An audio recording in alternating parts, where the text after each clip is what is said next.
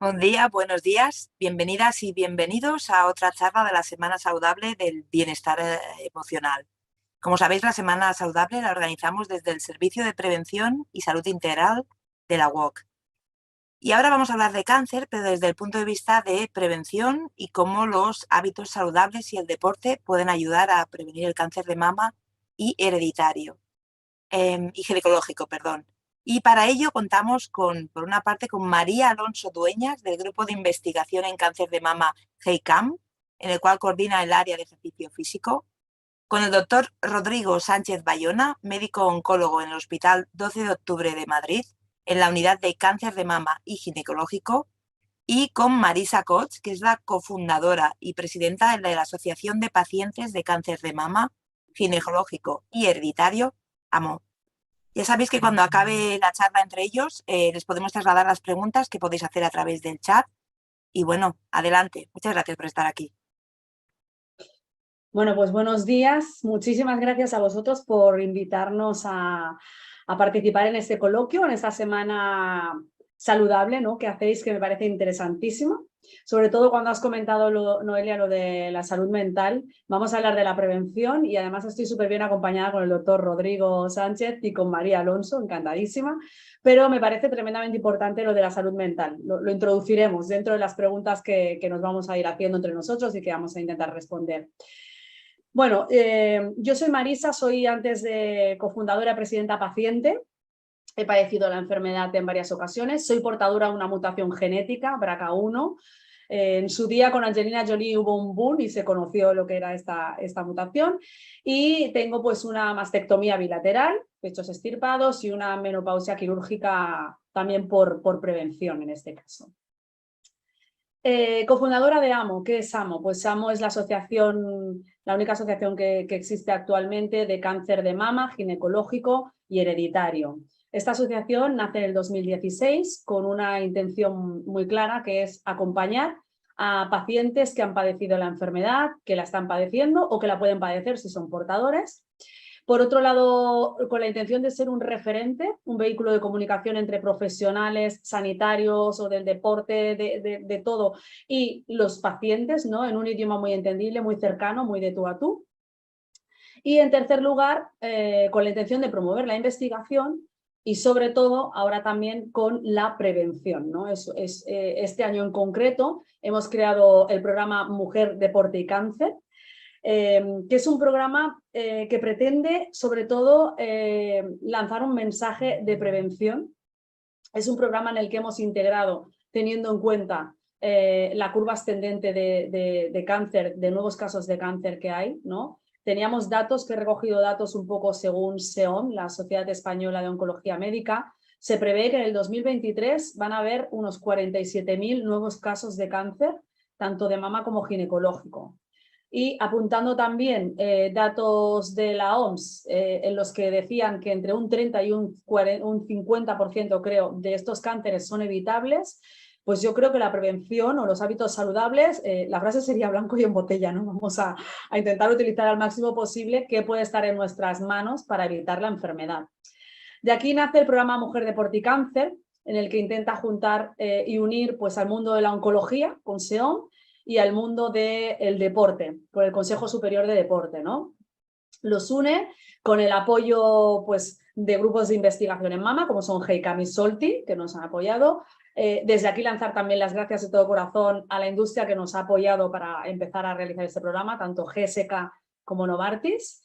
Y el programa intenta lanzar un mensaje de prevención a todas las mujeres y creo que con ello también impacta a su entorno, ¿no? Entre comillas decimos sus mujeres, pero con el impacto a todo su entorno.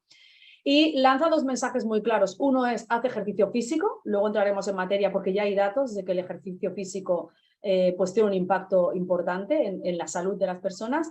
Y el otro es, ve a tu ginecólogo, ve a hacerte las revisiones, ¿no? Siempre cuento la misma anécdota. Normalmente hablo con pacientes o con chicas que dicen, ay, es que a veces llega el verano y prefiero ir después del verano, voy a hacer que me encuentren algo. Sé que da mucho miedo detectarse un cáncer de mama, un cáncer ginecológico, pero a veces nos va la vida en ello y no nos vamos a cansar de decir, ve a tu ginecólogo. Dicho todo esto, yo creo que no se me olvida nada, si se me olvida ya iré hablando. Vamos a entrar en materia y vamos a empezar con el doctor Rodrigo, ¿no? A mí me gustaría, Rodrigo, pues siempre oímos hablar, ¿no?, de lo que son los hábitos saludables, es como un secreto a voces, ¿no? Pero me gustaría saber que nos dijeras exactamente cuáles son esos hábitos saludables. Muy bien, pues buenos días a todos. Es un placer poder compartir este rato, este coloquio científico. Agradezco mucho la invitación, Noelia y Marisa, muchas gracias. Y es verdad, a mí es un tema que me gusta especialmente porque parte de mi labor investigadora que he hecho en mi formación como oncólogo ha sido precisamente tratar de entender cómo influyen los hábitos de vida, los estilos de vida en el riesgo, en concreto en el riesgo de cáncer de mama, ¿no? Que vamos a ver también cáncer de mama y cáncer ginecológico.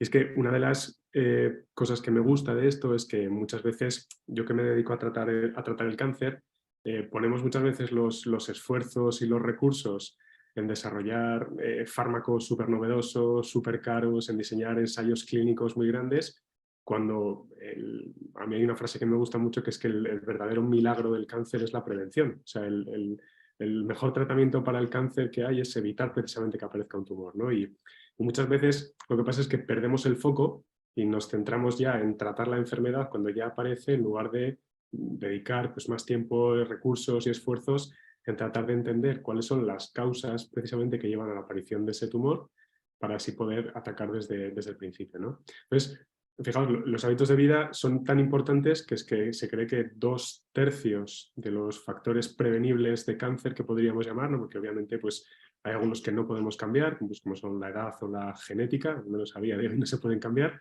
y esos 2/3 de factores evitables de los que vamos a hablar hoy, pues son algo así tan utilizados, tan conocidos y extendidos como son hacer ejercicio físico, el tener un hábito de vida más o menos sedentario, el estar expuesto o no a contaminación, a polución, contaminación ambiental, contaminación laboral, lo que comemos, cómo lo comemos, entonces el consumo de tabaco también. Entonces vemos que son estilos de vida o hábitos que todos tenemos en nuestro día a día, todos nos movemos más o menos, todos comemos más o menos y muchas veces no le damos importancia porque no vemos un efecto tan a corto plazo, tan inmediato, ¿no? Y de hecho algo que también es muy importante es empezar este tipo de educación desde muy jóvenes, en las escuelas, con los niños, con los adolescentes, el educar a las personas que tengan hábitos de vida saludables desde muy pronto, desde muy temprano, ¿no? Porque muchas veces, y esto es algo que también lo vemos mucho en las consultas, ¿no? La gente quiere empezar a llevar una vida saludable cuando ya ha tenido un infarto, cuando ya ha tenido un cáncer,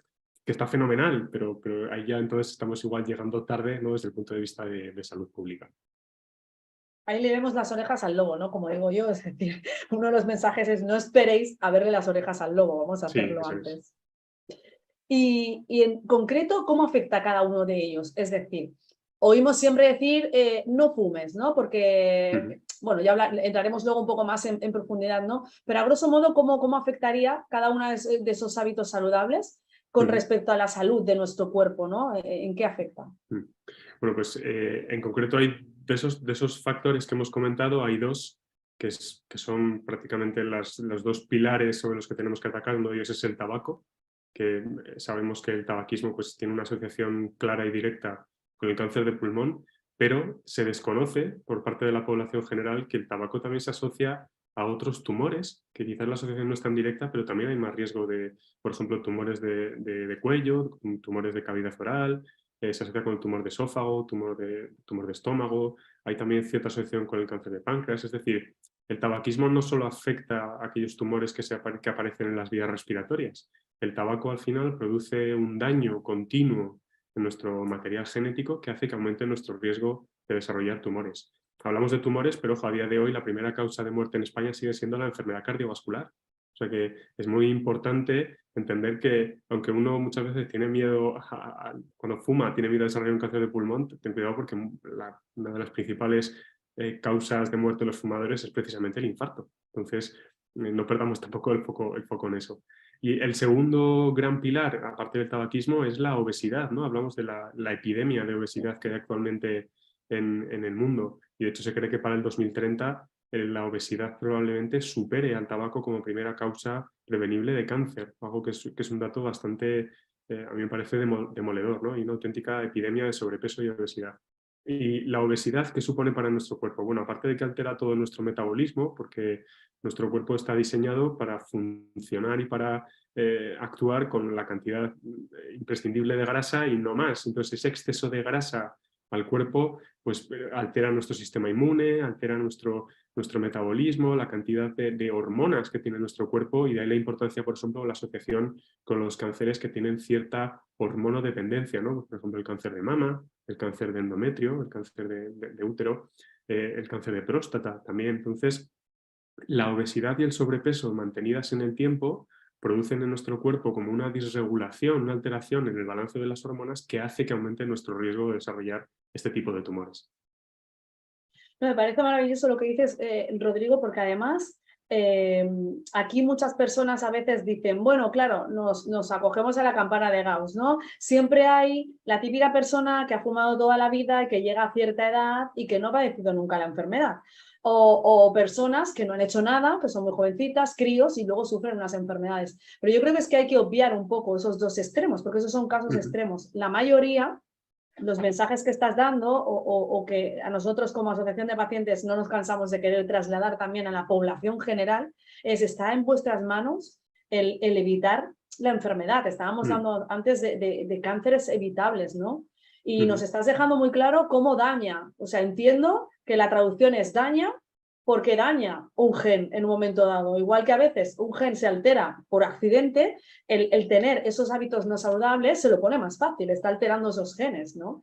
Y aquí haría hincapié también un poco de la obesidad, a veces desde pequeños. Como tú bien has apuntado algo antes muy importante, que es, deberían educarnos desde pequeñitos. Esto debería irse interiorizando, porque a veces coger una persona de cierta edad cuesta mucho hacer que empiece a comer bien, que haga ejercicio, introducirlo en lo que sería una vida saludable. Pero desde pequeños deberíamos introducirnos e interiorizarnos un poco ese hábito de vida, ¿no? Sí, totalmente. Y además muchos de estos factores que llamamos evitables, en realidad es muy difícil decir o garantizar a una persona que si durante toda su vida se cuida mucho comiendo, evita el sobrepeso, hace mucho deporte, eso a nadie le garantiza que no va a desarrollar enfermedades, ¿no? Porque de hecho uno de los dogmas que hay en oncología es que hay muy pocas causas que sean determinantes directas de enfermedad. Es decir, hay gente que, como has dicho, fuma y nunca desarrolla un cáncer o nunca tiene un infarto. Pero no debemos dejar que esos casos anecdóticos que podríamos llamar, ¿no? nos despisten de lo que es la realidad, y es que en la población general lo más habitual, lo más normal es que una persona, si lleva un mal estilo de vida, consume mucho alcohol, fuma mucho, no hace deporte, es muy sedentaria y no cuida su peso corporal, pues lo más probable es que cuando alcance la edad adulta temprana, podemos decir, ya va a tener muchos problemas de enfermedades osteoarticulares, cardiovasculares, alto riesgo de tumores, y por tanto hay gente que es verdad pues que tiene, ¿no? A veces lo mal llama una genética envidiable, que no sé si eso existe, sinceramente, siempre es un término un poco feo, pero hay gente que dice, no, tengo un metabolismo que da igual lo que coma, que no engordo. Bueno, pues eso no es real, ¿no? O sea, lo que tenemos que quedarnos es con lo que la ciencia dice y con lo que está demostrado y está publicado. Y no hay que tentar a la suerte. Eso es. María, voy contigo. Vamos a hablar ahora, bueno, el doctor ya ha hecho alusión, ¿no?, a lo que es el ejercicio físico. En concreto, a mí me gustaría saber también desde tu experiencia y tu profesión, qué es lo que nos aporta, ¿no?, el ejercicio físico, que es donde estamos empujando ahí todos juntos. Bueno, antes de empezar quería sumarme a las palabras que nos ha dicho Rodrigo. Y bueno, sobre todo, lo más importante cuando hablamos de ejercicio físico y los beneficios, yo siempre digo que al final tenemos que tener en cuenta que el ejercicio físico es como si fuera una polipíldora. Sirve para muchas mejoras a nivel del organismo y a nivel del cuerpo. Entonces, si fuéramos capaces de tomar esa pastilla y que fueran los mismos efectos que el ejercicio nos aporta, todo el mundo estaría tomando esa pastilla, o sea, todo el mundo realizaría ejercicio. Sí que es cierto que al final realizar ejercicio lo que nos hace es, o lo que tenemos que hacer es provocar un estrés en el cuerpo y eso al final es cansancio, o sea, es igual a cansancio y eso muchas veces a la gente le cuesta. En cuanto a los beneficios, son múltiples, como lo dije, es como una polipíldora. Podemos hacer una mejora de composición corporal. ¿Cómo sería eso? Pues reduciendo la masa grasa y aumentando la masa muscular. También tenemos que tener en cuenta que el ejercicio físico mejora la función cardíaca, eso, como bien contaba Rodrigo, mejora o previene la función cardiovascular y las enfermedades cardiovasculares. Y luego también tenemos que tener en cuenta la salud ósea que tenemos que tener en nuestro cuerpo. Al final el ejercicio físico mejora esa salud ósea y con lo cual también mejora la calcificación en los huesos y previene la osteoporosis o osteopenia. Otros beneficios que también podemos destacar es el sistema inmune. También ayuda a activar ese sistema inmune y ahora que, por ejemplo, entramos ya en una época de catarros, gripes y demás, pues también puede ayudar a prevenir ciertas enfermedades. Y otro punto que está empezando a ser muy relevante también es en cuanto al rendimiento académico. Se está empezando a observar que hay una mejora en el rendimiento académico porque al final el ejercicio físico activa ciertas zonas cognitivas que están relacionadas con la atención, concentración o la memoria. O sea que, bueno, al final, como resumen, yo siempre digo que es como una polipíldora. Hay muchísimos beneficios del ejercicio físico en cuanto a la salud. Claro, yo te quería preguntar, porque a veces, como oímos siempre, hay que hacer ejercicio físico y yo creo que el dar la información de realmente en qué se traduce en el organismo, pues como que te convence más, ¿no? Porque si no siempre estoy escuchando lo mismo y me tengo que poner, es bueno y no sabemos bien. Dices, convierte la grasa en masa muscular, ya ahí estoy viendo algo, activa ciertas partes cognitivas, ¿no? Genera endorfinas, que estamos aprovechando que es la semana de la salud mental, ¿no? O sea, que a veces qué difícil es la parte mental, tengamos una enfermedad porque estamos viviendo una enfermedad o estemos viviendo cualquier circunstancia de estrés porque estemos estudiando una ruptura de pareja, una falta de trabajo, lo que sea, ¿no? En la sociedad en la que vivimos, desgraciadamente la mente tiene casi ahí, se lleva la palma, por decirlo de alguna forma, en el sentido de que hay que protegerlo y cuidarlo. Pero, por ejemplo, en el caso que dices que activa el sistema inmunológico o lo sube, ¿por qué lo hace? Porque no sé en qué momento, yo te hablo desde el desconocimiento, lo que nos llega de pacientes, a veces dicen, ostras, los deportistas que hacen mucho ejercicio oxidan más, ¿no? Que otras personas que no oxiden. A veces hablamos de antioxidantes, de comer alimentación que sean antioxidantes. Cuando tú haces un ritmo de ejercicio muy alto, ¿cuál sería el punto medio, ¿no? El punto correcto para no llegar a esa oxidación? O si hago tanto ejercicio, ¿necesito tomar complementos antioxidantes para recuperar? ¿O dónde se sube el sistema inmunológico? A veces hay gente que hace una maratón y dice, he cogido hasta décimas de fiebre por un sobreesfuerzo. Te estoy liando aquí y estoy improvisando. Claro, estás mezclando muchísimos conceptos que ahora mismo es complicado explicar en tan poco tiempo. Lo que sí que quiero que se quede la gente es que al final, tú cuando realizas un entrenamiento, estás, lo que comenté anteriormente, provocando un estrés al cuerpo. Ese estrés no va solo orientado hacia un punto en concreto de tu cuerpo, sino que es un sistema muy complejo en donde hay una activación de ciertas hormonas, hay una reducción de otros componentes del cuerpo. Entonces, explicártelo ahora es muy complicado. Sí que es verdad que hay personas que pueden hacer una maratón y lo que decías, subir la fiebre, pero bueno, eso viene provocado por acciones muy complejas del cuerpo. Una puntualización que te quiero hacer respecto a que comentaste que el ejercicio convierte la grasa en músculo, no es del todo cierto. No hay una conversión de grasa a músculo, simplemente que hay un consumo de grasa y ciertos ejercicios hacen que aumente la masa muscular, ¿vale? Vale. Eso quería puntualizarlo porque muchas veces es un concepto que se utiliza y que a veces es erróneo y que puede crear o llegar a crear confusión. Entonces, el sistema inmune se puede activar de muchas maneras. Es muy complejo explicarlo ahora, pero sí, efectivamente, hay un aumento del sistema inmune.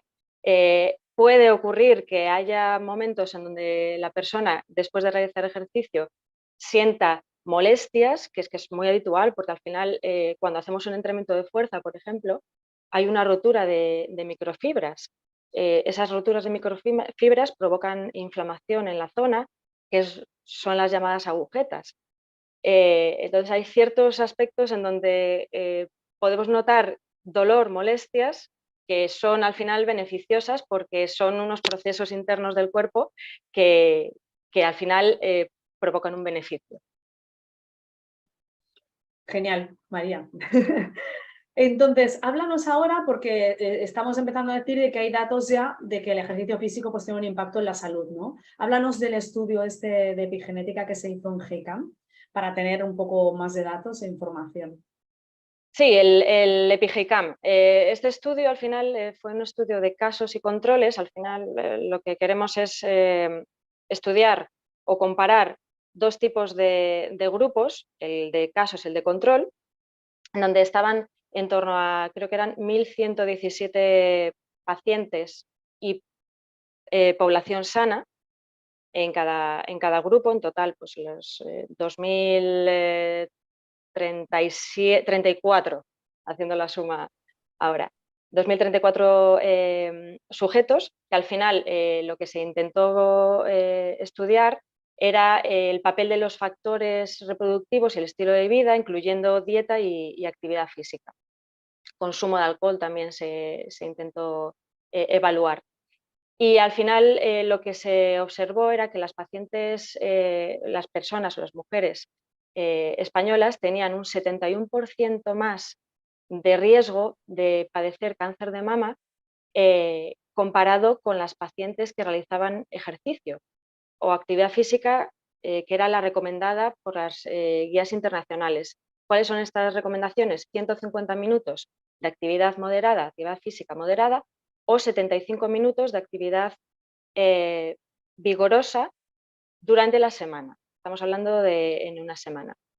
Entonces, para que nos quede claro, las pacientes o las personas que realizaban menos de las recomendaciones internacionales tenían un 71% más de probabilidades de padecer cáncer de mama. Este dato, la verdad es que es muy elevado en comparación con otros estudios, pero nos hace tomar conciencia de la importancia del ejercicio físico y de seguir las recomendaciones y sobre todo conocer esas recomendaciones. Pues, ostras, quedarnos con el dato de un 71% más de padecer cáncer de mama, yo creo que a todos los oyentes que nos estén escuchando es un dato más que suficiente para activarse y decir, tengo que hacer ejercicio. Muchas gracias, María. Rodrigo, vuelvo contigo otra vez. Hay más cáncer ahora que antes, ¿no? Decimos, nos da la sensación de que hay más cáncer. No solo cáncer, sino, tú lo estabas diciendo, otras enfermedades también. Nos hablan siempre de que los aspectos medioambientales influyen. ¿Cuáles son esos aspectos medioambientales? ¿Por qué hay más cáncer ahora que antes? ¿Y qué podemos hacer nosotros al respecto? Yo creo que estos son como dos factores que van un poco de la mano, ¿no? Por un lado, ha cambiado mucho nuestros hábitos de vida. Quizás antes hacíamos una vida más activa, más en la calle, los trabajos eran quizás con una mayor sobrecarga física. Actualmente hay muchos de los trabajos lo que nos supone es pues, trabajar sentados, pasar muchas horas quieto.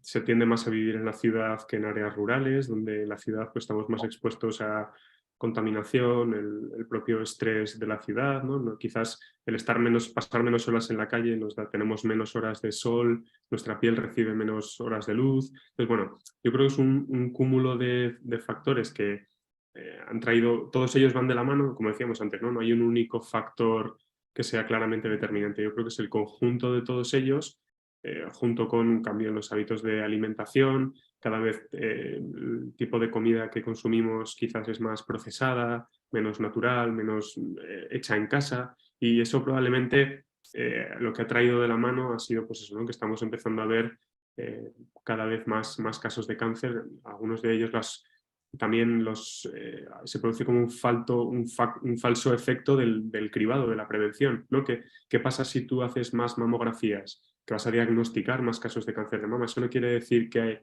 haya más casos, sino simplemente es que estás diagnosticando mejor y estás diagnosticando antes, ¿no? Esto es uno de los efectos que siempre cuando se introduce por primera vez un programa de prevención en una población, es un falso efecto inicial de que parece que los casos aumentan. No es que aumenten porque haya más casos, sino porque los estás diagnosticando antes, ¿no? Eso también es importante. Entonces, yo creo que se ha unido eso a que cada vez extendemos más, utilizamos más y entendemos mejor los programas de cribado, que como decías antes, es fundamental que todo el mundo se conciencie de la importancia de la prevención, ¿no? De asistir regularmente a las revisiones ginecológicas, el hacer los programas de mamografía, la revisión, la citología del cervix, etc. Eso unido a que es verdad que nuestros estilos de vida en las últimas décadas han cambiado mucho, ¿no? Se han occidentalizado mucho y eso que España yo creo que lo tenemos que decir orgullosos, ¿no? Somos un país que precisamente nuestro estilo de vida mediterráneo, por la cantidad de horas de sol al año que tenemos al día. Somos un país que hacemos mucha vida en la calle, somos un país que tenemos una de las, me lo vais a permitir, de las mejores dietas del mundo, ¿no? La dieta mediterránea es una de las dietas, de las pocas que tiene cierta evidencia científica en no tanto la prevención, sino en la reducción del riesgo, que son términos epidemiológicos distintos, ¿no? Ninguna dieta te previene de nada, pero sí que reduce tu riesgo de desarrollar enfermedades. Vamos a aprovechar, ya que estamos hablando de la dieta, ¿no? Justo cuando has dicho ninguna dieta te previene de nada, ¿no? Ahí, ahora no sé si ya está un poco más calmado, pero también tuvimos un boom de cómo alimentarnos, ¿no? Sí que es cierto que la sociedad cada vez está más concienciada de lo que tú dices, de alimentos menos procesados, pero explícanos un poco esto, ¿no? Es decir, ¿la alimentación no provoca cáncer o la alimentación buena no cura el cáncer? Yo siempre digo que se lo pone difícil o lo facilita, ¿no? Pero, ¿qué pautas o cómo deberíamos cogernos esto? Porque a veces es caótico, ¿no? Tenemos Totalmente. mucha información y no sabemos qué hacer. O nos estresamos comiendo exageradamente bien o pasamos de todo y vamos al otro extremo, ¿no? Sí, a mí algo que la verdad es que me duele mucho en consulta es cuando ves que hay mucha charlatanería en torno a la alimentación y la prevención de enfermedades, ¿no? Y esto lo que genera muchas veces es mucho desconocimiento, a la gente le confunde mucho porque recibe a veces mensajes contradictorios, ¿no? He tenido pacientes que, por ejemplo, cuando se diagnostican dejan de comer por completo azúcar, ¿no? Porque hay ese falso mito de que si tú le metes azúcar al cuerpo estás alimentando el tumor.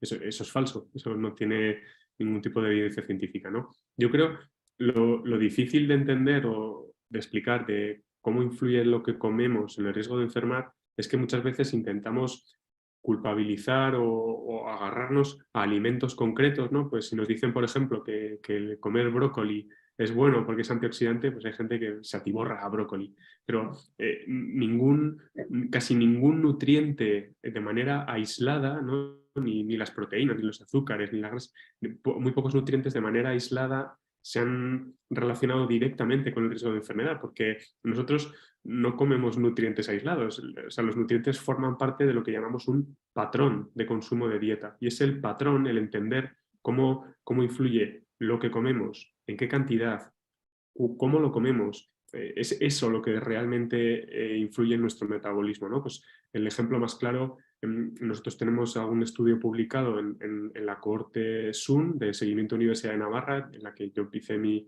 tesis doctoral, de cómo influye el consumo de alcohol, por ejemplo. No es lo mismo lo que llamamos un consumo, podríamos decir, mediterráneo de alcohol, que típicamente es un consumo, pues suele ser de vino tinto, cantidad moderada, repartido a lo largo de la semana, generalmente acompañando las comidas, que el consumo más anglosajón, podríamos decir, más occidentalizado del botellón, ¿no? El término en inglés es el binge drinking, el consumo de altas cantidades de alcohol en muy poquito tiempo, concentrado, por ejemplo, el fin de semana. Pues fijaos, ese consumo de binge drinking abusivo, de corta duración, pero en gran cantidad, multiplica por 2 el riesgo de cáncer de mama. Y pensad, por ejemplo, la cantidad de gente joven que consume, ¿no? Y que practica botellón. Entonces, esto es un hábito de vida que si lo empiezas desde los 15 años, podríamos decir, pues imagínate cuál va a ser tu riesgo de cáncer cuando llegues ya no te digo a los 50 o a los 60, que es la edad habitual en la que vemos el cáncer de mama. Es que quizás a los 40 años ya tu riesgo de cáncer de mama es significativamente superior, ¿no? Que también yo con la alimentación creo que hay que ser muy, muy cuidadoso porque en algunos factores de riesgo, como es el alcohol, el mensaje tiene que ser claro, ¿no? Cuanto menos alcohol, mejor. O sea, no existe un consumo de alcohol sano. Otra cosa es que haya patrones, maneras de consumirlo que tengan más o menos riesgo. Pues con las dietas pasa lo mismo. ¿Qué pasa con las dietas muy restrictivas, las dietas hiperproteicas, las dietas cetogénicas, el ayuno intermitente? Pues bueno, aparte de que la evidencia científica que tienen es muchas veces muy difícil de evaluar si es evidencia de calidad, yo creo que el mensaje más sencillo de entender es que cualquier extremo, cualquier dieta que sea excesivamente restrictiva, excesivamente extrema, pone a nuestro cuerpo en un nivel metabólico que no es el saludable, no es el habitual, no es para el que está preparado nuestro cuerpo. Por eso creo que, insisto, yo soy muy defensor de la dieta mediterránea. Creo que una dieta equilibrada, basada en un consumo habitual, pues eso, de cereal integral, de legumbre, de verduras, de carnes blancas, de pescado, aceite de oliva, fruta, pues la dieta habitual que tenemos en España clásicamente, ¿no? Pues esa dieta, es ese patrón de dieta el que realmente tiene cierta evidencia en que puede reducir el riesgo de enfermedades. No, y es cierto además que encontrar el equilibrio en todo, ¿no? Un poco lo que estás diciendo, porque también tenemos una responsabilidad social desde el punto de vista de asociaciones de pacientes o como oncólogos, en lo que decimos, porque a veces la población general pues puede entender el mensaje o a veces es lo que tú dices, nos quedamos con la frase que impacta y hay que dejar muy clara esa frase que tiene que impactar, que es el consumo de alcohol no es bueno en ningún caso. Pero cuando tenemos esa capacidad de comprensión, pues explicaciones como la que tú has hecho, nos viene de maravilla porque al final es encontrar el equilibrio. No es un único alimento el que me va a dar salud, sino es el conjunto de hacer esa vida saludable y de entender en qué momento, en qué situación comer. Y como tú bien dices, la dieta mediterránea, pues tenemos que acogernos todos a ella, ¿no? En el tema de los aspectos medioambientales, ¿hay algo que nosotros podamos hacer o esto sería un tema de administraciones, de gobiernos? ¿Tú qué crees aquí?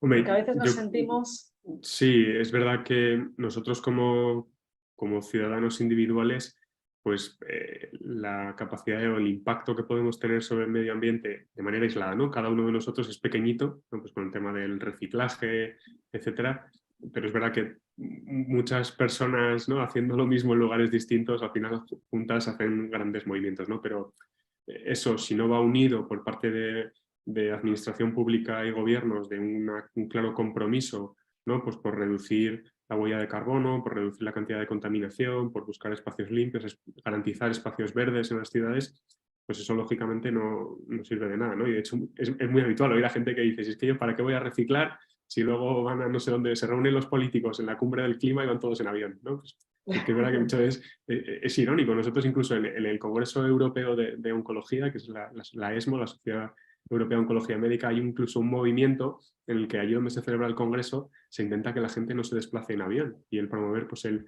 ir en tren, etcétera, ¿no? Que es lo que se llama el Train to ESMO. Y bueno, pues esos movimientos poco a poco van cambiando la manera en la que actuamos, pero es verdad que de manera individual, pues si no va acompañado si no nos ayudan los de arriba, podemos hacer poco. Hay que ir sumando granitos para concienciar y hacer. Pues muchas gracias, Rodrigo. Me voy con María otra vez. María, ¿nos puedes explicar la diferencia? No sé si es lo mismo o hay un caos, ¿no? Entre actividad física y ejercicio físico. Sí, a veces hay un poquito de caos, es cierto, buena pregunta. Al final, bueno, la actividad física es cualquier movimiento que realizamos en nuestro día a día, voluntario, y que tiene como consecuencia un consumo de oxígeno y de energía. ¿Esto qué puede implicar? Pues cualquier actividad del día a día en donde nos estemos moviendo, ya sea ir a caminar pues porque tenemos que ir al trabajo, actividades del hogar, si tenemos un jardín, cuidarlo, multitud de actividades en donde hay un movimiento y un gasto de energía. En cambio, el ejercicio físico es como una subcategoría de la actividad física que la diferencia que hay es que está planeada, estructurada y con un fin. Hay una finalidad que puede ser mejorar o mantener componentes del estado físico. Entonces, tenemos que tener muy bien diferenciados estos dos conceptos porque cuando, como comenté antes, las guías internacionales nos recomiendan 150 minutos a la semana de actividad moderada o 75 minutos de actividad vigorosa, ahí ya nos están indicando que es ejercicio, porque lógicamente hablan de actividad física, porque ellos no van a decir salga usted a caminar solo, o salga usted a correr, o haga usted solo pesas. Simplemente hablan de actividad física durante un tiempo determinado y a una intensidad determinada. Entonces, ahí ya nos están hablando de ejercicio físico, para que la gente lo distinga. Perfecto. Y cuando, claro, entiendo que entonces la actividad física también favorece esa salud, ¿o solo el Por ejercicio supuesto. físico? Por supuesto, pensemos que al final la actividad física es ejercicio si se realiza de una manera estructurada, y el ejercicio físico es actividad física porque está estructurada y planteada o planeada durante un tiempo determinado. Ambos tienen beneficios. Cuando se dice justamente que hay que hacer un mínimo de actividad en la semana, lo que nos están diciendo es que nos movamos, ya sea para ir a trabajar, ya sea para realizar ejercicio físico específico en un gimnasio, con la bicicleta, durante un tiempo determinado. Ambos tienen beneficios. Sí que es verdad que, como indican, hay que llegar a un mínimo recomendado. Por eso, al final ellos hablan de ejercicio de manera que la gente lo entienda. El mensaje es interesante porque en el caso de personas que a lo mejor no se han iniciado en el deporte o se tienen que iniciar o en hacer ejercicio físico, pues siempre están a tiempo. Pero personas que a lo mejor lo tienen complicado, el hecho de ya dar el paso de hacer esta actividad física, de decir, bueno, como decía antes el doctor, no podemos estar sentados, tenemos un tipo de trabajo o estudiamos, estamos muchas horas sentadas. El hecho es movernos, caminar, activarnos, ¿no? Para hacer. Dentro de esto hay un boom también con el ejercicio físico, ¿no? De si hay que hacer ejercicios de fuerza o ejercicios aeróbicos. ¿Cuál sería el equilibrio también para no volvernos locos? Porque sobre todo con el tema de prevenir la enfermedad, estamos que ahora lo importante son los ejercicios de fuerza o que ya no hace falta tanto cardio, estamos liados. Para darnos un poco de luz a esta confusión. Sí que es cierto que antes se daba mucho, el foco estaba muy guiado hacia el entrenamiento aeróbico y se le daba poca importancia al entrenamiento de fuerza. Pero se ha observado que el entrenamiento de fuerza es muy importante, por eso siempre se recomienda que sean 2 sesiones de entrenamiento de fuerza a la semana para que haya unos beneficios.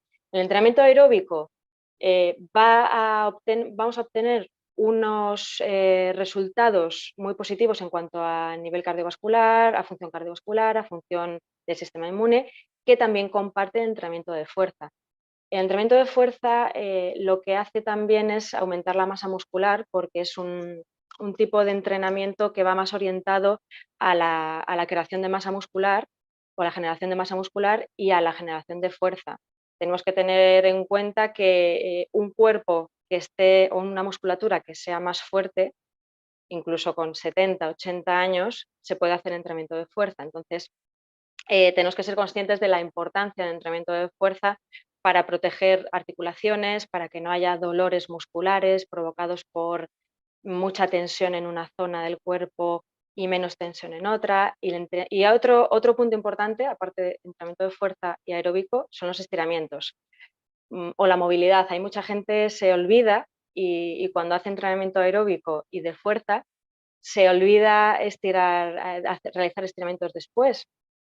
Y eso puede provocar, justamente lo que estaba comentando, lesiones musculares por tensiones provocadas por la contracción que se realiza cuando el músculo está realizando un entrenamiento de fuerza aeróbico. Así que la conclusión que yo quiero que se quede la gente es que combinar los dos tipos de entrenamiento junto con el ejercicio de movilidad o de estiramientos, ese sería el combo perfecto. Se puede realizar o dentro de la misma sesión o estructurado durante la semana. 2 días de entrenamiento de fuerza o 1 de entrenamiento de fuerza combinado con ejercicio aeróbico y otros 2 de entrenamiento aeróbico simplemente. Al final volvemos otra vez al equilibrio, ¿no? Encontrar ese equilibrio de no excedernos. ¿Qué recomendarías para una persona que empieza de entrada? O sea, una chica o un chico joven que no ha hecho, que no hace ejercicio, porque normalmente ya desde pequeñitos estamos en la educación intentando fomentar el ejercicio, que hagan algún deporte, básquet, fútbol, lo que sea, pero llega una edad que a veces se deja o dejas de participar, entonces es como si pasaras, de hecho hay mucha gente que empieza a coger mucho peso, ¿no? Porque en ese momento justo ha dejado de hacer deporte. Entonces, para reiniciarnos, ¿qué crees tú que podría ser un mensaje motivador o fácil o alguna técnica para que quienes nos estén escuchando digan, oye, pues a partir de ahora que paso muchas horas sentadas voy a hacer esto? ¿Qué podríamos hacer? Sí, ahí tienes razón, porque yo que vengo del baloncesto, yo veía muchas compañeras que dejaban de jugar al baloncesto cuando cumplíamos los 13, 14 años. Ahí hay una edad muy crítica en donde es muy complicado, si no te gusta mucho ese deporte, que continúes con ello. La idea con la que quiero que se quede la gente, sobre todo, es que busque un ejercicio o un deporte que le guste, que pruebe. Hay muchísimos, hoy por hoy tenemos a mano muchísimas actividades distintas que podemos realizar. Hay que probar. Y el resumen, o con qué quiero que se quede la gente, ¿qué es lo que queremos cuando cumplamos cierta edad o lamentablemente tengamos ciertas patologías o ciertas enfermedades? Partir desde aquí y que la enfermedad nos reduzca nuestro nivel, o partir desde aquí y que la enfermedad nos reduzca nuestra condición física aquí. Esa es la idea. Muchas veces, incluso seguramente la audiencia tendrá casos particulares en donde, por ejemplo, yo puedo poner mi caso, tengo mi padre que tiene 72 años, entrena fuerza, entrena ejercicio aeróbico. Tuvo una estenosis de canal, tuvo una cirugía un poco complicada a nivel lumbar y, de hecho, la rehabilitación fue impresionante. Yo, desde casi el segundo día que salió del quirófano, le dije, pero en realidad te han operado, porque era sorprendente como la condición física que él tenía con esa edad, le hizo recuperar muchísimo mejor que otras personas que conocía también en mi familia que tenían ese problema. Y tuvo una mejoría muchísimo mayor que alguien que tenga una condición física menor. Entonces, pensemos en ese nivel, de dónde estamos, dónde nos puede llevar una patología o una cirugía, y tener eso en cuenta. Y al final, cuando generas ese hábito saludable, en este caso el ejercicio físico, tal y como comentas tú de tu padre, por ejemplo, ¿no? Es genial ver que se recupera mejor. Es una manera de, por la puerta de atrás, incitarte a tener hábitos de vida saludable, porque tú empiezas a hacer ejercicio y ya dices, pues voy a comer mejor, me voy a cuidar en este sentido, voy a dejar de fumar o no voy a beber tanto, y empiezas a equilibrarte, ¿no? Es motivar a las personas a decir, quiérete, ¿no? Y intenta, sobre todo, prevenir la enfermedad o las enfermedades que desgraciadamente van robando vidas y te hacen la vida un poco complicada, ¿no? Rodrigo, a mí me gustaría, haciendo una anotación a lo que estábamos hablando, una anécdota que contaste una vez que te escuché y me encantó, con respecto al ejercicio físico, que decías, no tenemos excusa, podemos ver la tele de pie. No sé cuál era tu intención para que nadie tenga la excusa de decir no voy a hacer ejercicio. Sí, que bueno, nosotros cuando intentamos mirar cuál era, hablando precisamente, ¿no?, de la diferencia entre ejercicio físico y estilo de vida activo, ¿no? Pues en un estudio que publicamos buscamos como distintos factores que se asocian a tener un estilo de vida más o menos activo y cuál era el riesgo, por tanto, de desarrollar en concreto cáncer de mama, ¿no? Entonces, por ejemplo, vimos que el ver la televisión más de 1 hora y media al día ya aumentaba el riesgo, pero que, por ejemplo, caminar solo media hora al día ya previene o ya reduce el riesgo frente a no caminar, ¿no? Y aprovecho, ahora vuelvo a la pregunta, pero aprovecho que decías antes, ¿no? Un mensaje motivador, un mensaje para animar a la gente. Fijaos, lo bueno del ejercicio físico es que el beneficio empieza frente a no hacer nada, con hacer un poquito ya hay beneficio. Luego, no hay excusa de, no, es que yo no puedo salir a caminar 1 hora. No, si nadie te pide que salgas a caminar 1 hora, aunque camines media hora al día frente a no hacer nada, ya hay beneficio. De hecho, incluso 10 minutos al día de ejercicio aeróbico ya han demostrado que aportan beneficio. Luego, no es una cuestión de intensidad o de tiempo, que también, lógicamente, cuanto más mejor, pero la excusa no es decir es que no tengo capacidad o no puedo. No, la gran diferencia está en, frente a no hacer nada, hacer un poco, ahí ya hay beneficio. Y volviendo a la pregunta que decías, que una de las cosas que a mí me ha sorprendido siempre mucho de Norteamérica es que allí es muy habitual que a veces tienen las típicas cintas de correr, las tienen en el salón y las tienen enfrente de la tele, ¿no? Entonces, yo que bueno, o es habitual a veces en los gimnasios, ¿no? Que ves que es muy habitual tener las cintas donde la gente está corriendo y tienen delante la pantalla de televisión. Y dices, bueno, pues ya que ni siquiera esa hora que vas al gimnasio te puedes despegar de la televisión, bueno, pues si por lo menos lo haces de pie o lo haces corriendo, pues bienvenido sea, ¿no? Pues vamos a intentar, y yo creo también que y la televisión en ese sentido ha hecho mucho daño, ¿no? El consumo de entretenimiento de pantalla pues hace que no nos movamos, eso es real. No, me parecen ideas geniales y es lo que tú dices, de que ya no hay excusa. O sea, si ponemos un poquito de nuestra parte, e interesantísimo, a pesar de que hemos escuchado a María, que me parece genial de cómo introducirnos en el mundo del ejercicio, el hecho de hacer algo frente a no hacer nada, ya estamos sumando. Por lo tanto, mejor ir progresivamente y ya llegará el momento de que si nos enganchamos, el que parta de cero que empieza a hacer algo. Y si nos enganchamos, pues ya iremos a hacer ese deporte que nos gusta, a probar y al final encontrar ese hueco en el que yo hago, porque creo que es muy importante, y lo comentabas tú también, más que una dieta estricta, más que decisiones radicales, los hábitos, generar hábitos, ¿no? Sí, de hecho, entrar en el hábito del deporte, para una persona que de normal es muy sedentaria, no es realista pretender de repente empezar a hacer 4 horas de deporte a la semana, súper vigorosos, no es real. O sea, tiene que ir todo progresivo, adaptado, poco a poco, y si encima es gente que puede tener, o personas que puedan tener ciertas enfermedades crónicas, etcétera, pues yo creo que en la medida en la que sea supervisado y recomendado por un especialista o un profesional en ejercicio físico, en medicina deportiva, pues todavía mejor, ¿no?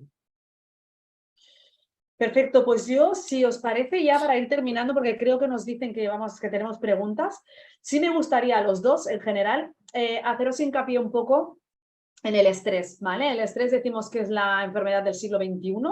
Yo no sé si nuestras abuelas no iban estresadas o no se hablaba de la salud mental, ¿no? ¿Qué es lo que ocurre, no?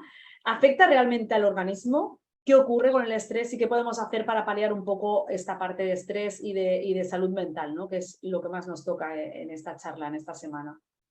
Bueno, yo sobre el estrés diría 2 cosas, ¿no? Una que como tú dices, es difícil de medir o de ver dónde está el umbral de estrés, y de hecho hay personas que llevan mejor que otras el estrés. Yo creo que también hay cierta individualización hasta qué punto hay gente que trabaja muy bien bajo presión, gente que no, que el estrés no lo lleva bien y eso le condiciona mucho.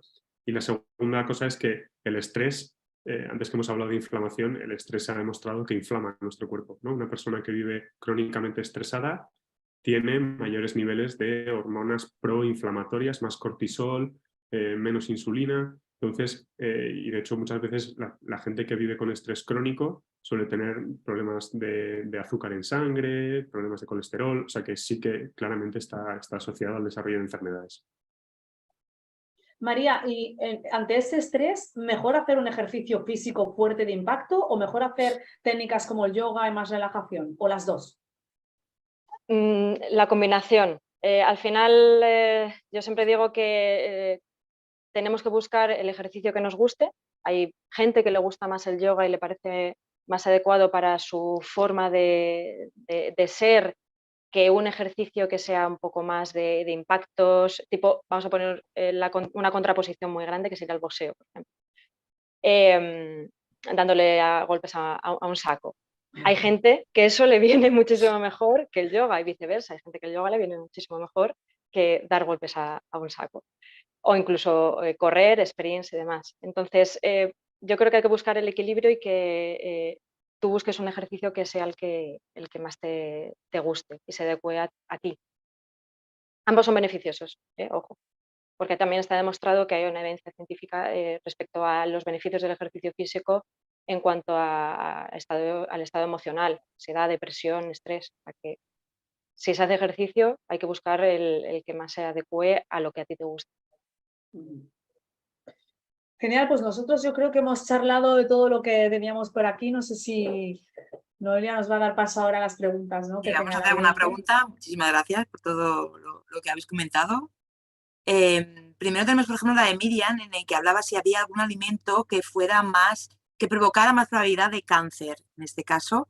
Y lo ligo un poco también con la pregunta de Silvia, que hace referencia a los alimentos quemados, ¿no? Esto que estamos oyendo mucho ahora, ¿no? Carnes muy hechas, si verdaderamente provocan también más cáncer. Contesto yo si queréis. Sí que hay alimentos que clásicamente se han asociado con más riesgo de algunas enfermedades, por ejemplo, el consumo de alimentos ahumados, sazonados, etcétera, se ha asociado con riesgo de cáncer de estómago, ¿no? Y esto sobre todo está más descrito en zonas del mundo donde se consume más este tipo de alimentos, por ejemplo, pues en China, en Japón, en el continente asiático. Está muy denostado también, aunque la evidencia al respecto no es, digamos, de una calidad súper buena, es el consumo de carnes rojas y el riesgo de cáncer de colon. Pero esto es lo mismo que comentábamos antes. ¿Qué grado de consumo de carnes rojas tienes que tener para que aumente realmente tu riesgo de cáncer de colon? Pues yo me imagino que el mensaje no puede ser evita por completo el consumo de carnes rojas. En el fondo la carne roja nos aporta hierro, que es bueno para la prevención de la anemia, etcétera. O sea, por comer un día o dos a la semana carnes rojas, por supuesto, no, eso no aumenta el riesgo de cáncer de colon, ¿no? Yo creo que con cualquier alimento en general, no hay ni, o sea, los alimentos per se no son ni nocivos ni son muy buenos. Yo creo que donde está el riesgo es en el consumo abusivo de determinados alimentos. Esto es como las bebidas azucaradas, la bollería industrial. Pues comerte un donut al mes, obviamente eso no aumenta tu riesgo de nada. Otra cosa es si te comes un donut todos los días, ¿no? O sea, los alimentos per se no son malos o son buenos, es la manera en la que los consumimos. Perfecto. También tenemos una consulta de Malu que nos dice que tiene fibromialgia y tiene carcinomatosis en el peritoneo. ¿Qué ejercicios se podría realizar? Respecto a la fibromialgia, no estoy yo muy familiarizada. Sí que es verdad que tenía una paciente que, aparte de tener cáncer de mama, tenía fibromialgia. Sí que está demostrado que el ejercicio físico mejora ciertos síntomas de la fibromialgia, porque al final lo que hace es que el ejercicio físico genera más mielina en el cuerpo. Ejercicio aeróbico y de fuerza siempre controlado y adecuado o individualizado. Tiene que ser adecuado al grado de actividad física que tiene la paciente. No sé si, Rodrigo, tienes algo más que apuntar al respecto tú. Bueno, yo creo que las pacientes, sobre todo cuando están en tratamiento de quimioterapia, les solemos recomendar el intentar hacer al menos algo de actividad aeróbica, que ha demostrado que reduce la sensación de cansancio, ¿no? con la quimioterapia, aunque parezca un poco contradictorio, ¿no? Hay veces que, joder, te estoy diciendo que estoy cansada y me estás diciendo que haga ejercicio, pero porque también muchas veces, como comentas tú, María, el propio ejercicio físico ayuda a romper ese círculo vicioso de no me muevo porque estoy cansada, como no me muevo mis músculos se atrofian, tengo menos masa muscular y mi sensación de cansancio es mayor, ¿no? Entonces, pues yo, por ejemplo, Malu recomendaría pues eso, hacer algo de actividad física aeróbica de tipo, por ejemplo, solo con salir a caminar, que parece una tontería, pero es que no le podemos pedir el mismo grado de ejercicio físico a una persona que no tiene un diagnóstico que a una persona que está en tratamiento, ¿no? Entonces, ya solo el hecho de salir a caminar, yo suelo recomendar a las pacientes que si van a salir a caminar, que al menos se pongan ropa de deporte. Parece una tontería, pero es que si no sales a caminar, sales a pasear. Entonces, salir a caminar con deporte, que sudes un poquito, eso ya es muy beneficioso. Nos comenta Rafa que ella es portadora del gen BRCA1, que tiene mastectomía y anisectomía preventiva y que ha empezado a gimnasia y a caminar. Si hay algún ejercicio que sea especialmente más bueno o si hay algún ejercicio prohibido. Esto por una parte, y también luego nos pregunta por sus hijos, que todavía no se han realizado la prueba, son adolescentes, 17 y 15 años. ¿Cuándo debería hacer la prueba en este caso de sus hijos y qué ejercicios preventivos también podrían hacer? Bueno, puedo comentar yo la parte de ejercicio si quieres, Rodrigo. Sí. En cuanto al ejercicio, por lo general, cuando hay una mastectomía, lo que se suele recomendar es que se fortalezca la parte posterior, la zona de la espalda, para que haya una mejor posición y un estiramiento a nivel de la parte anterior, la zona del pectoral. para evitar ciertas posiciones cifóticas. Esa es la recomendación a nivel de ese tipo de cirugía más importante. Lógicamente también un trabajo de piernas, tanto aeróbico como de fuerza, muy importante tiene que ser, pero sobre todo trabajo de cadena posterior, trapecio, dorsales, ejercicios de remo, esos serían los más recomendables. Y en cuanto al consejo para los hijos, lógicamente, siempre las pacientes y los pacientes portadores de mutaciones suelen pasar por una consulta a una unidad de consejo genético, donde yo ahí recomendaría, por supuesto, seguir las indicaciones, ¿no? Porque, como siempre, no quiero dar una recomendación sin tener toda la info disponible, pero bueno, normalmente los estudios genéticos se espera a la mayoría de edad para realizarlos cuando uno tiene hijos. Y en este caso, bueno, seguir las actividades preventivas que se recomiendan una vez que o sea, una persona aunque sea hija o descendiente de un portador, eso no significa que es 100% portador, ¿no? De hecho, en muchos genes es un poco 50-50, ¿no? O sea que habrá que esperar a ver si realmente son portadores, y las recomendaciones, hasta que se sepa eso, pues las de población general, ¿no? El promover actividad física, alimentación saludable, no hay unas recomendaciones específicas, digamos, para ese tipo de población. Yo quería apuntar con respecto a esa pregunta, yo soy portadora y tengo hijos también, ¿no? La angustia que genera, ¿no? Como madre, el pensar, ostras, mis hijos tendrán la mutación o la tendrán. En mi caso, yo recuerdo cuando hablaba con mi oncóloga que no tenía sentido saber si tenía la mutación desde pequeñitos, porque no hay en la literatura, hasta donde sabemos, ¿no? Y Rodrigo lo sabrá mejor, no hay casos evidentes en los casos de mutaciones de BRCA1 y BRCA2 de que sea necesario saberlo. Y llegado su momento, pues un poco como ha dicho el doctor, yo para quitar un poco ese peso del alma o de la cabeza, ¿no? Primero hablarlo desde la naturalidad. Yo a mis hijos les transmito, bueno, puedes tener la mutación o no puedes tenerla. Y transmitir un mensaje que también me dijeron una vez muy interesante, que es que el ser conocedor de si la tienes o no es algo positivo. Si no la tienes es positivo porque no la tienes, y si tienes la mutación es positivo porque si se estudia esta mutación genética heredada es porque hay cosas que podemos hacer en nuestra mano, aparte de prevenir con los hábitos saludables, por supuesto, aquí en el top, que ya tenemos que tenerlo claro, sabemos que hay decisiones que puedes tomar para evitar la enfermedad, controles más exhaustivos, y luego lanzar también un último mensaje. Hay personas que tienen la mutación y tienen 80 o 90 años y no han desarrollado nunca cáncer, es decir, una probabilidad no es una certeza, ¿eh? Me gustaría que nos quedáramos con este mensaje que yo intento aplicar en mi día a día, y a veces la población general tiene riesgos elevados de padecer cáncer por sus hábitos de vida o por cualquier accidente que pueda ocurrir en nuestro organismo, ¿vale? También tenemos una pregunta de Nuria que nos dice que el estilo de vida saludable sí que depende de nosotros y es muy importante, pero que luego está la genética, ¿no? ¿Y hasta qué punto podemos compensar con un estilo de vida saludable el tema genético? Sí, bueno, como comentábamos antes, ¿no? Hay factores que desgraciadamente no podemos cambiar, ¿no? Pues como la edad, la genética, incluso los antecedentes familiares de enfermedades, aunque no sean directamente genéticos. Hombre, revertirlo por completo o evitar por completo la genética a día de hoy es imposible. Pero, como decíamos, frente a no hacer nada, pues esto es como una balanza riesgo-beneficio, ¿no? Partes ya en una posición, digamos, que va un poquito en desventaja por el hecho de que tu genética te puede predisponer a algunas enfermedades, pero eso no quiere decir, ni mucho menos, como dice Marisa, que estés predeterminado a que sí o sí vayas a desarrollar la enfermedad. De hecho, para mí, las personas portadoras de mutaciones no son pacientes. Es gente sana, portadora de una mutación que les condiciona más riesgo, pero no son pacientes. No están enfermos. No hay que tener la sensación de que uno está enfermo en ese sentido. Es una persona sana que tiene cierto riesgo de desarrollar una enfermedad. Y por lo tanto, seguir las mismas recomendaciones que población general. Es decir, no tienes que sentirte más vulnerable por eso. Tienes que hacer deporte como todo el mundo, comer sano como todo el mundo, etc. Ligando un poco también con estas preguntas, también Silvia nos preguntaba si recomendáis hacer los análisis genéticos aunque no hayan antecedentes familiares.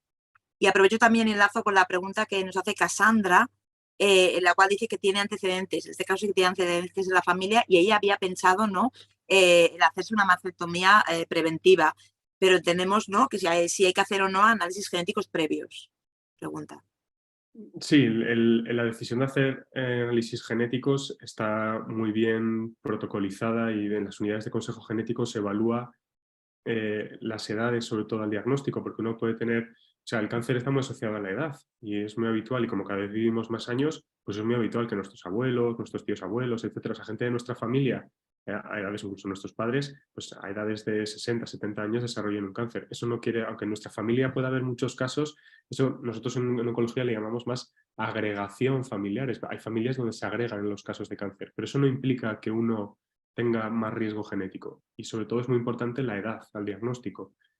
Tumores a edades más jóvenes, por debajo de los 50, 40 años, sí que uno puede sospechar, pero es que aún así fijaos que más del 90% de los tumores no tienen ningún tipo de asociación hereditaria. O sea, solo un 10% de los tumores los que se asocian a mutaciones hereditarias. Y no tiene a día de hoy demostrado ningún papel el hacer una mastectomía profiláctica bilateral si no hay un consejo detrás de una unidad de consejo genético. Luego yo siempre, en estos casos, mi recomendación suele ser consultar en unidades especializadas de consejo genético, donde hacen un estudio, tu árbol familiar, donde ven, pues eso, cuál es exactamente tu riesgo. Esto ahí está muy estudiado, se puede calcular más o menos el riesgo individual que tiene una persona, pero así de manera general hacerse estudios genéticos no tiene mucho sentido. También añadir que yo creo que ya se está haciendo, ¿verdad, Rodrigo? Que una chica joven, hay unos criterios muy claros, como dice el doctor, en el que una chica joven que tiene un cáncer de mama, según qué edad, ya antes no se conseguía, pero a día de hoy ya se contempla este estudio. Es decir, si tiene ciertos puntos se tienen en cuenta y hay un protocolo a seguir. Pero como él bien dice, a veces la desinformación o el miedo a que en una familia hayan diferentes cánceres nos hace pensar que igual hay un componente que va a hacer que yo tenga cáncer y generalmente, mayoritariamente no es así. Entonces, por tranquilidad, a nosotros, por ejemplo, a la asociación, siempre que nos vienen chicas de esa asociación, para un caso que pueda ser el primero de la familia que se ha desarrollado, generalmente hay ya unas pautas que te indican que es apta para hacerle el estudio genético y se está haciendo, ¿eh? También Oriol nos pone en el chat, nos introduce el tema del cáncer de mama masculino, que es conocedor de un caso y pregunta por qué esta diferencia, ¿no?, de frecuencia entre el cáncer de mama femenino y el masculino. Sí, es verdad que el cáncer de mama en los varones, y en esto, por ejemplo, la asociación INVI ha hecho una labor súper buena y muy grande en visibilizar y normalizar que aunque somos un 1%, ¿no?, en el varón un 1% los casos de cáncer de mama, pues también están ahí, ¿no? Yo creo que la diferencia más clara es una diferencia biológica, ¿no? Al final la glándula, la mama es una glándula de nuestro cuerpo, que también los hombres tenemos glándula mamaria, pero que a diferencia de las mujeres, el cuerpo de los varones, la cantidad de hormonas sexuales de estrógenos, ¿no?, que son las hormonas sexuales femeninas, pues en el varón están siempre en una proporción muy pequeñita. Y de ahí que el cáncer de mama en varones sea tan poco frecuente. Y de hecho, casi cualquier varón con diagnóstico de cáncer de mama, pues por ser precisamente tan poco frecuentes, suelen ser generalmente candidatos al menos a valorar hacer estudio genético, ¿no? Cuando los varones son portadores de mutación BRCA, pues también aumenta el riesgo de cáncer de mama, de cáncer de próstata, por ejemplo, ¿no? O sea que de ahí está la diferencia. Y el mensaje principal de nuestro compañero de Marius, que desde aquí le mandamos un beso de Invi, es que al ser hombre también os palpéis, os miréis el pecho, ¿vale? Parece que no, pero tenemos glándulas mamarias y esto también está haciendo un gran trabajo de visibilización, ¿no?, de visibilizar lo invisible. Hay que palparse el pecho y ante un bultito, un nódulo, cualquier cosita en la axila o en la parte del pecho, ir al médico seguro, sí o sí. Mejor que no sea nada, pero no nos fiemos, que también existe. Y justamente con el tema de revisiones, nos preguntan sobre la periodicidad de las revisiones ginecológicas. Nos preguntan entendiendo también si los factores de edad y los factores de si hay antecedentes familiares influyen en esta periodicidad. Y Silvia, bueno, en este caso son dos personas que se llaman Silvia, también nos pregunta que le han dicho, por ejemplo, que la citología no se la tiene que hacer hasta los 42 años. Ella dice que si esto es por ahorrar, verdaderamente debería de hacer estos controles. Bueno, perdón, la periodicidad de las revisiones la intentamos siempre adaptar al riesgo individual que tiene una persona, ¿no?, de desarrollar una enfermedad. Existen las recomendaciones que, digamos, se aplican a la población general, la de realizar la mamografía a partir de los 45 o 50 años, cada año, cada 2 años, el seguir las revisiones ginecológicas anuales. Y con respecto a la citología, vamos, al programa de prevención de cáncer de cervix, generalmente se recomienda comenzar a partir de los 25 años o sobre todo a partir de la primera relación sexual, porque, como sabéis, el cáncer de cervix se asocia mucho a la infección por el virus de papiloma humano, que la principal vía de contagio, bueno, la única, digamos, es la vía sexual, ¿no? Entonces, bueno, me extraña un poquito esa recomendación de los 42 años, aunque como siempre quiero ser muy cauto porque no tener toda la información exacta, pues prefiero ser cauto, ¿no?, en ese sentido, pero me extraña un poco esa recomendación de los 42 años. O sea, generalmente se empieza bastante antes con la citología. Y cambiando un poco de tema y relacionándolo con el tema también de lo que hablábamos del bienestar emocional, nos preguntaba Lorena, ¿es cierto que hay un estrés saludable que pueda ir bien? A ver, como buena gallega, depende. En el sentido que el estrés naturalmente está provocado para que nosotros estemos alerta y atentos ante ciertas actividades o acciones del día a día, desde que éramos homínidos. Sí que es verdad que el estrés que tenemos ahora no es ese tipo de estrés y el problema es que hay un estrés muy prolongado en el tiempo. Ese estrés prolongado en el tiempo es el que puede provocar que tengamos ciertos problemas en nuestro cuerpo. Bueno, pues lo dejamos aquí porque estamos ya incluso fuera de tiempo, pero la gente se ha animado a hacer preguntas porque el tema es muy interesante. Muchísimas gracias a todas y todos por participar, por esta campaña de divulgación que creo que es importantísima. Y esperemos de verdad volver a colaborar en hacer alguna otra charla más. Muchas gracias. Gracias a vosotros, hemos estado encantados, súper cómodos y espero que haya servido y haya ayudado. Gracias Rodrigo y gracias María, porque tengo que decir que es fiesta en Madrid y están los dos aquí religiosamente con nosotros y con esta charla, ¿vale? Bueno, gracias, un placer. Un placer, igualmente. Y a todos vosotros os esperamos en las próximas charlas también de la Semana Saludable. Adiós, buenas tardes.